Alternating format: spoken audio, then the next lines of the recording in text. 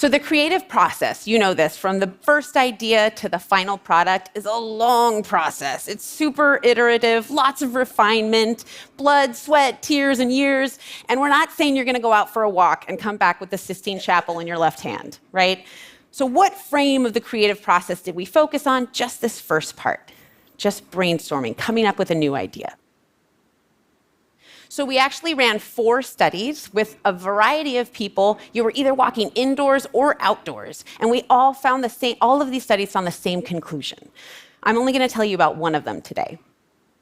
So one of the tests we used for creativity was alternate uses. And this test, you have 4 minutes, and your job is to come up with as many other ways to use common everyday objects as you can think of. So, for example, what else would you do with a key other than to use it for opening up a lock?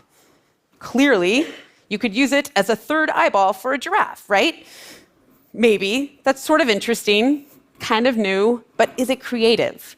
So people came up with many ideas as they could, and we had to decide, is this creative or not?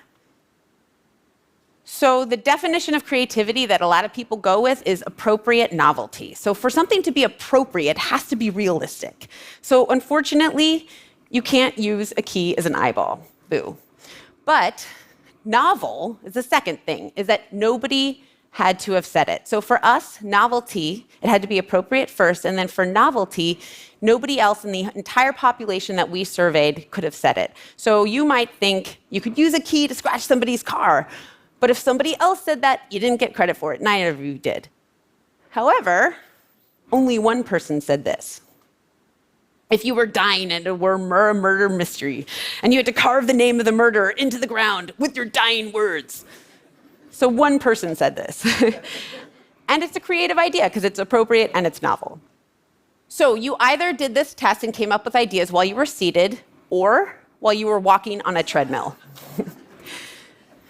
They did the test twice with different objects. 3 groups. The first group sat first and then sat again for the second test.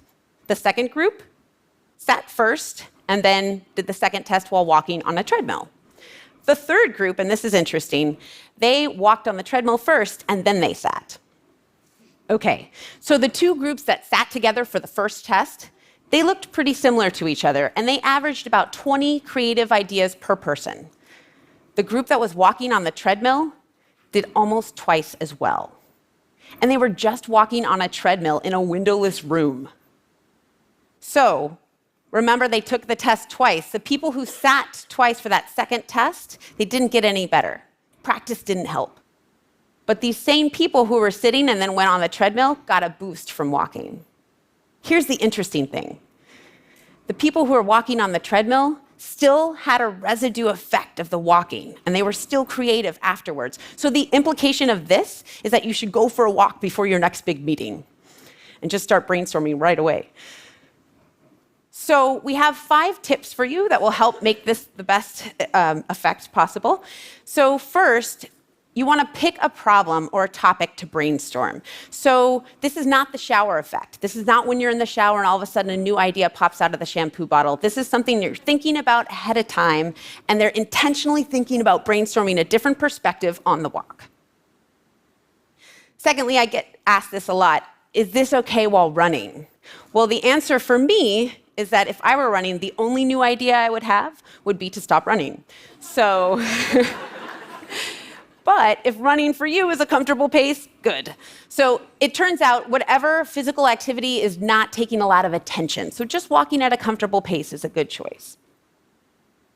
Also, you want to come up with as many ideas as you can. So one key of creativity is to not lock on that first idea. Keep going. Keep coming up with new ones until you pick 1 or 2 to pursue.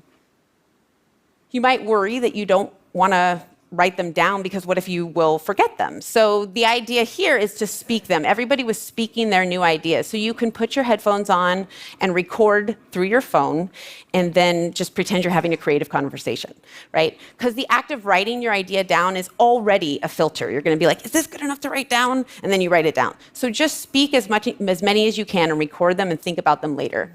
And finally, don't do this forever, right? If you're on the walk and that idea is not coming to you, come back to it later at another time. So I think we're coming up on a break right now. So I have an idea. Why don't you grab a leash and take your thoughts for a walk? Thank you.